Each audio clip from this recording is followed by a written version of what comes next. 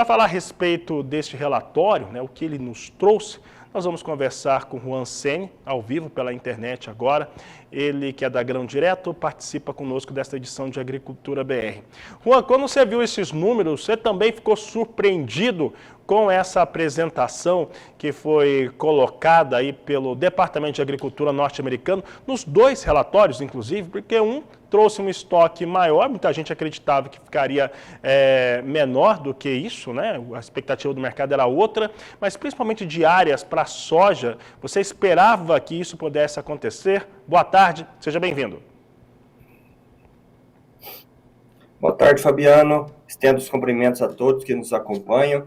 Realmente foi uma surpresa bem agradável, né? Principalmente quando a gente olha para o mercado de soja, e desagradável para quem está acompanhando o mercado de milho, que acaba também afetando de alguma forma o mercado brasileiro, ambas as culturas. Lembrando que a expectativa do mercado veio em consenso, né? Ou seja, todo mundo acreditava que a área de milho iria vir maior e a área de soja menor, mas não nessa magnitude. E as cotações de Chicago reagiram de forma eufórica, né, a esses números. Hoje temos um cenário um pouco mais calmo, hoje que é um dia pré-feriado, né, um dia que antecede o feriado do Dia da Independência nos Estados Unidos. Então, amanhã não teremos referência de Chicago para negociações brasileiras.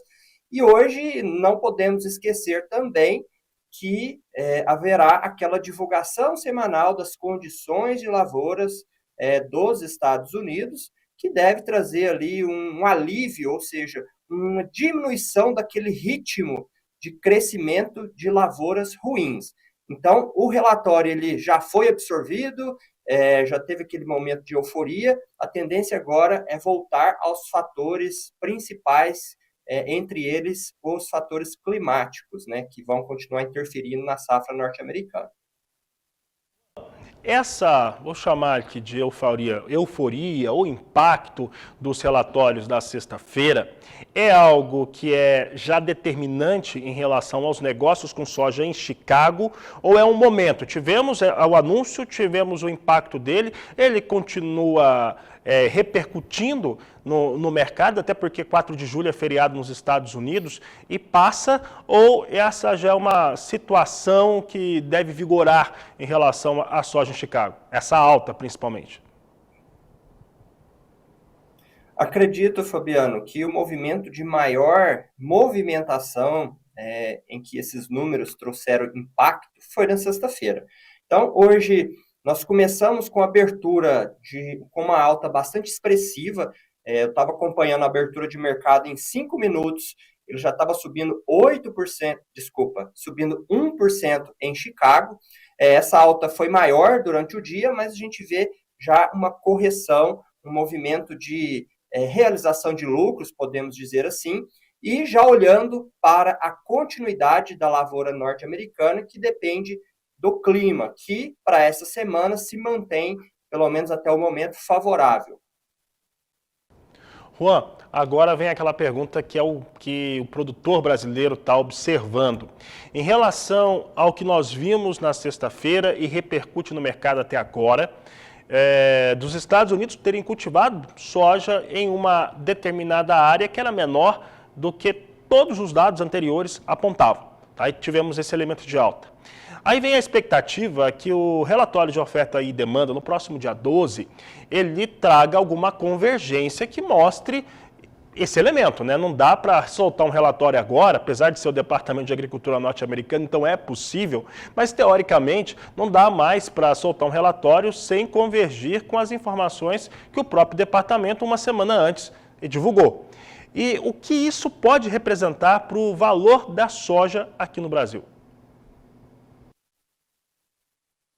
Excelente pergunta, Fabiano, e vou responder ela por partes. Em relação ao relatório do próximo dia 12, sem sombra de dúvida, o departamento deve trazer uma correção das expectativas de produção, diante daquela expectativa bem otimista, né, inicialmente. A quantidade que vai ser diminuída, né, ou corrigida, a gente não sabe, né, o SDA tende a ser bastante conservador, mas eu acredito ali já numa quebra de expectativa acima de 5 milhões de toneladas para a soja.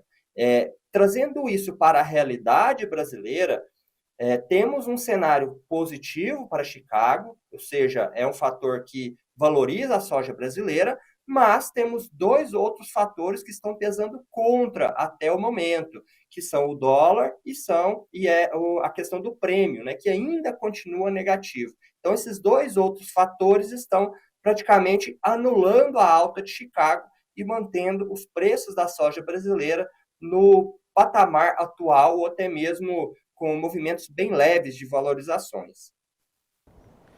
Muito bem. E agora que nós temos esse cenário, também a sexta-feira ela foi marcada por essa situação positiva, né, do relatório de áreas, não, eram dois, então eu vou chegar no outro.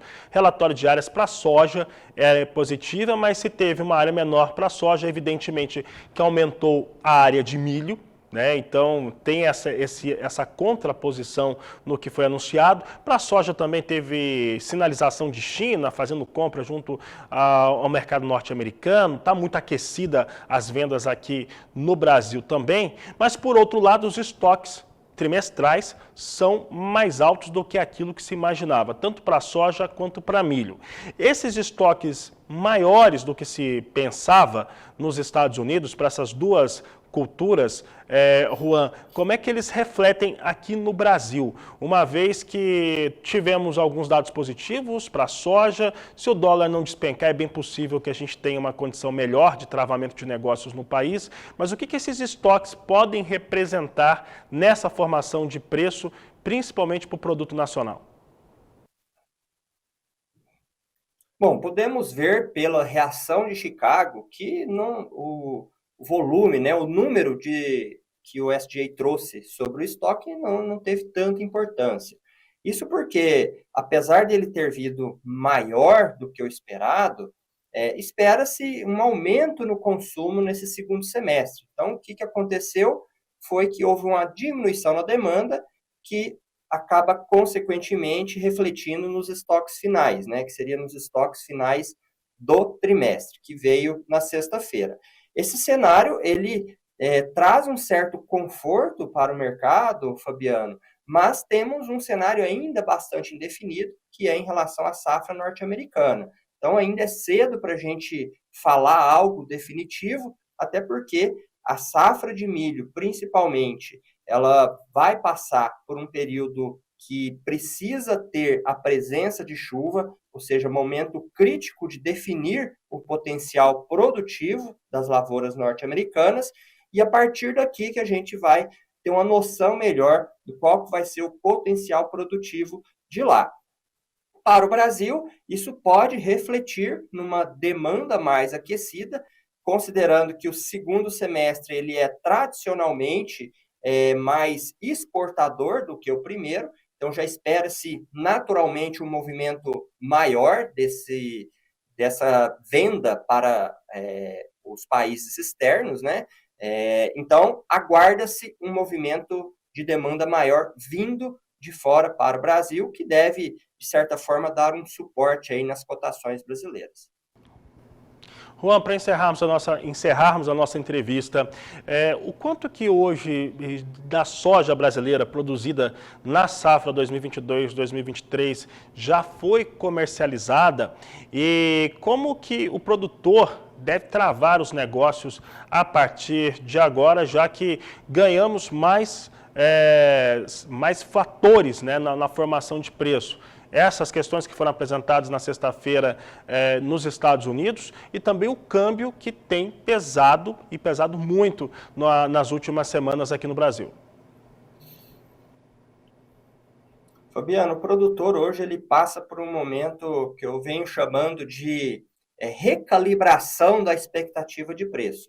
Isso porque temos um novo patamar nitidamente demonstrado aí nos últimos meses e que não deve ser superado de forma exagerada nos próximos meses. Hoje, da safra 22-23, temos já, acredito que um volume de 70%, acima de 70% de soja comercializada, e o ritmo ainda continua lento para a soja 23, 24. Então, o alerta vem aí.